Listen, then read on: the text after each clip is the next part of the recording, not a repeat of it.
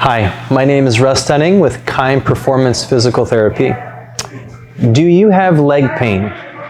That would include foot pain, ankle issues, maybe pain throughout your knee, in the front part of your knee or the back part of your knee, or even through your hip and thigh region. Do you have pain that limits you performing at your best in life? Whether it's going for a hike, it's squatting up and down to lift up your grandchildren, is it affecting how you walk or how you run or how you play your sport?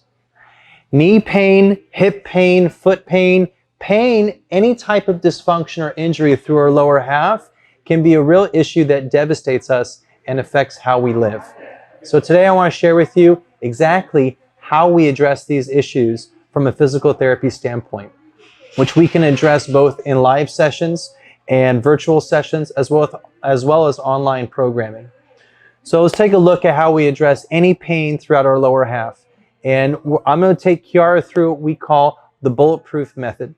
And the Bulletproof method instills the bulletproof motion, the bulletproof stability, and the bulletproof strength that we need to lead a great high-performing life. And we guide you to achieve our bulletproof standards so that your body can also be resilient and give you a better life. So let's take a look at Kiara's movement from toe all the way up through her hip. So to address any issue through the lower half, we're going to look at first joint flexibility through the ankles, knees, and hips. So let's address that. So Kiara's going to get on her in a half kneeling position. And in a half kneeling position with one foot in front of her, she is going to see how well her ankle can flex forward. So when it flexes forward, we're going to see how well the knee goes in front of the toe. This should be about 45 degrees, and we can measure it and show you how well to improve that. Okay. Next, I want to see how well her knee moves. So she'll lie on her stomach. And on your stomach, we need the heel to get all the way to the buttock. So from this position, we'll see how well can this get to here. You could do this as well yourself just by using a strap and seeing how well your heel can go all the way. Okay? So that looks at the knee joint. From a hip joint, go ahead and sit on up. Looking at the hip with rotation, it's important. Our hip is a ball and socket joint, so it's designed to rotate. We can see how well it rotates in a seated position. So right here, we can take this hip, move it internally by flaring out the leg as far as we can. We should be able to go about 40 to 60 degrees here. And then we'll go the other way. How well it comes up the opposite shin while the leg stays down. This should also be about 50 to 60 degrees with a total arc of greater than 80 degrees. And I'm sharing with you information on the exact measurements we look for to basically say we need a standard of the human body. The human body demands us to move in a certain way. And if we don't have it, we tend to have issues. Right now we're talking about pain syndromes through the lower half of our body, but all these issues can also affect the spine quite directly. Okay? So now we went through ankle motion, knee motion, as well as hip motion. Okay? The other thing I didn't mention is how well we can extend our knee. So as you extend your knee all the way out, you should go to be able to make it fully straight. Now, in a straight position, we can also assess how well the backside of our leg moves. So we call this our posterior flexibility. So you can post on the back of the table here and see how well you can straighten out your knee and pull your ankle all the way towards you.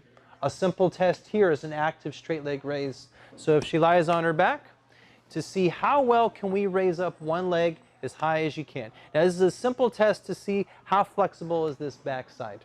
Okay. Now we go ahead and relax. We assess the front side by seeing how well you can do a quad stretch. So here, if you stand up and put the leg up on a table or the backside of the couch, you can see how well the front part of your thigh and front part of your hip can open up. So here she drops down, she lengthens out the front part of the hip and the thigh. So now we've addressed, good, relax. We've addressed how well does the joint system move, how well does the fascial system glide and move. Now we need to see how well can you control these segments with real function.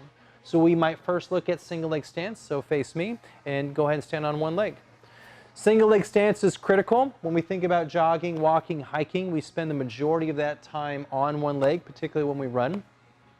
This also goes right into to see how well we can do an inverted T. So this is again one of our bulletproof standards. So we'll go into a T position with the thumbs of the sky out into an airplane. Good. and rest. And with these patterns, both in single leg stance as well as a T-hold, we're actually looking for you to be able to hold it anywhere between 30 to 60 seconds. Okay? We might also look at a lunge. So here, if you just drop one knee down and raise up one knee just 2 inches off the ground, and again, see how well can you hold this posture, both with a tall spine and without any collapsing of your knee inward or outward. Good, rest. Now, looking at the totality of stability through our lower half of our body, it's also important that we do some planking. So we might get into a side plank and see how well she can tolerate a single leg side plank for the stability through the back, through the side of our hips. So here you get into a side plank off your hand, post up nice and high, and raise up one leg for a few seconds. Good. Rest.